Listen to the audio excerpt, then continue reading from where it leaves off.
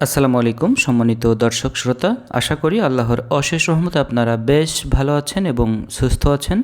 Unique রান্নাঘর কিচেনে আপনাকে স্বাগত জানাচ্ছি আরও একবার। আজকে আপনাদেরকে খুবই সহজ এবং দুর্দান্ত একটি রেসিপি তৈরি করে দেখাবো। আজকে আপনাদেরকে পাতি হাঁসের মাংস রান্না করে দেখাবো। এটা অনেকেই পছন্দ করেন, কিন্তু এর মধ্যে একটা ব্যাড স্মেল থাকার কারণে অনেকেই এটা রান্না করতে চান না। তবে আপনাকে আমি অনেস্টলি বলছি, আপনি যদি আমার দেখানো এই পদ্ধতি অনুযায়ী আজকের এই রেসিপিটি তৈরি করেন, তাহলে আপনি এটা বারবারই খেতে চাইবেন এবং এটা কোনো ধরনেরই ব্যাড স্মেল কেয়ার করবে না। তো চলুন তাহলে দেরি না করে আমরা এই রেসিপিটি শুরু করে দিই। আর আজকের এই রেসিপির জন্য আমি একটা পাতি হাঁস নিয়ে নিয়েছি এবং এটাকে গরম পানিতে খুব ভালো করে ওয়াশ করে নিয়েছি। এরপরে আমি এটাকে আগুনে হালকা করে ঝলসে নিয়েছি।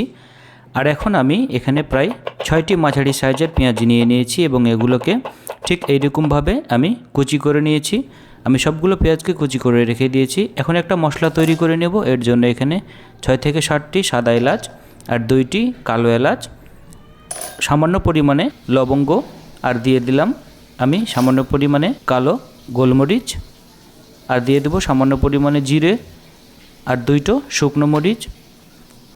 এরপরে দিয়ে দেবো 2টো মাঝারি সাইজের দারুচিনি, আর দিয়ে দেবো একটা স্টার অ্যানিস। এখন দিয়ে দিতে হবে একটা তেজপাতা। আমি তেজপাতাটাকে মাঝখান থেকে কেটে 2 ভাগ করে দিয়ে দিচ্ছি। এরপরে দিয়ে দিলাম এখানে কিছু আস্ত ধনিয়া। এখন এই মশলাগুলোকে আমি হালকা করে তেলে গুঁড়ো করে নিয়েছি। আর এ পর্যায়ে আমি একটি চুলোয় ফ্রাই প্যান বসিয়ে দিয়েছি এবং এখানে দিয়ে দিলাম পরিমাণ মতো সরিষার তেল। আপনারা চাইলে সয়াবিন তেল দিয়েও এই রেসিপিটি তৈরি করে নিতে পারেন। আর এখন আমি এখানে কিছু আস্ত মশলা দিয়ে দিলাম। এখানে 2টো সাদা এলাচ, ছোট একটি দারুচিনি এবং কয়েকটা লবঙ্গ, আর 2টো তেজপাতা মধ্যখান থেকে আমি কেটে দিলাম।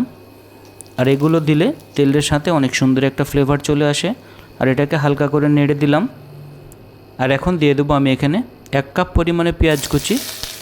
পেঁয়াজ কুচিটা দিয়ে আমি খুব ভালোভাবে তেলের সঙ্গে ভেজে নেব এবং এটাকে অনেক বেশি লাল করে ভেজে নেওয়া যাবে না, আমি হালকা ব্রাউন কালার করে ভেজে নেব।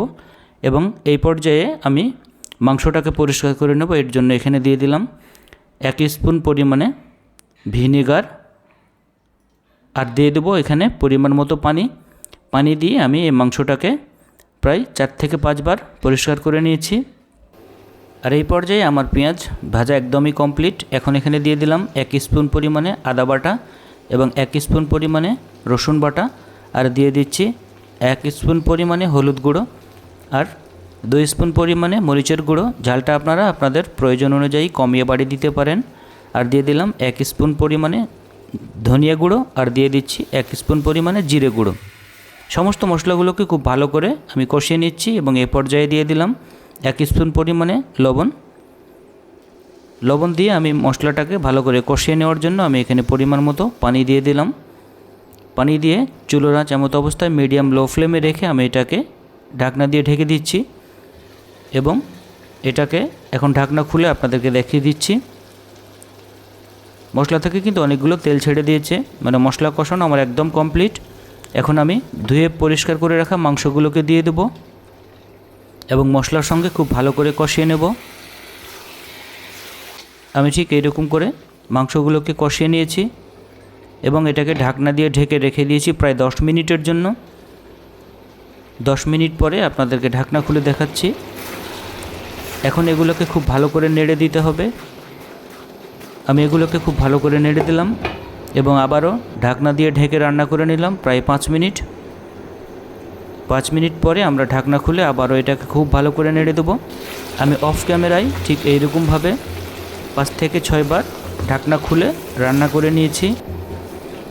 আর মাংস যখন এইরকমভাবে কষানো হয়ে যাবে তখন আমি এখানে মাংস সেদ্ধ করার জন্য দিয়ে দিলাম পরিমাণ মতো পানি।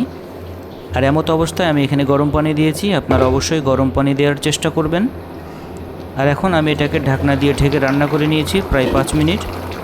5 মিনিট পরে দেখতে পাচ্ছেন মাংস থেকে অনেকগুলো পানি কমে গিয়েছে। এখন আমি এখানে দিয়ে দিলাম আগে থেকে যে মশলা তৈরি করে রেখেছিলাম সেই মশলাটা, এবং মশলাগুলো দিয়ে খুব ভালো করে নেড়ে দিচ্ছি। আর এই পর্যায়ে দিয়ে দেবো 7 থেকে 8টি কাঁচামরিচ দিয়ে খুব ভালোভাবে এগুলোকে মিশিয়ে দিতে হবে। আর এখন মাংস রান্না আমাদের প্রায় শেষের দিকে। এখন মাংস থেকে দেখতেই পাচ্ছেন আপনারা অনেকগুলো তেল ছেড়ে দিয়েছে। আমি এটা অফ ক্যামেরায় প্রায় 15 থেকে 20 মিনিট রান্না করে নিয়েছি এবং সব শেষবারের মতো দিয়ে দিচ্ছি এখানে হাফ স্পুন পরিমাণে জিরে গুঁড়ো দিয়ে আমি খুব ভালোভাবে এটাকে নেড়ে দিয়ে আমি রান্না শেষ করে দিচ্ছি। এখন আপনাদেরকে এটা আমি সার্ভ করে দেখাবো। আর আপনারা দেখতে পাচ্ছেন কত সহজেই খুবই সুন্দর একটি রেসিপি তৈরি হয়ে গেল। আপনারা বাসায় অবশ্যই এটা ট্রাই করবেন এবং কেমন হচ্ছে তা অবশ্যই আমাকে আমার কমেন্ট বক্সে জানাবেন। আশা করছি আমার আজকের এই রেসিপিটি আপনাদের কাছে ভালো লেগেছে। আর ভালো লাগলেই আমার সার্থকতা। আপনারা ফাইনালি এর কালার এবং এর টেক্সচার দেখে অনুধাবন করতে পারছেন এর স্বাদ কোন লেভেলের হতে পারে। তো আজকে আর কথা না বাড়িয়ে বিদায় নিচ্ছি। দেখা হবে আবারও সামনের সহজ কোনো রেসিপি নিয়ে। ততক্ষণ পর্যন্ত আপনারা সবাই ভালো থাকবেন, সুস্থ থাকবেন এই কামনা করছি। খোদা হাফেজ।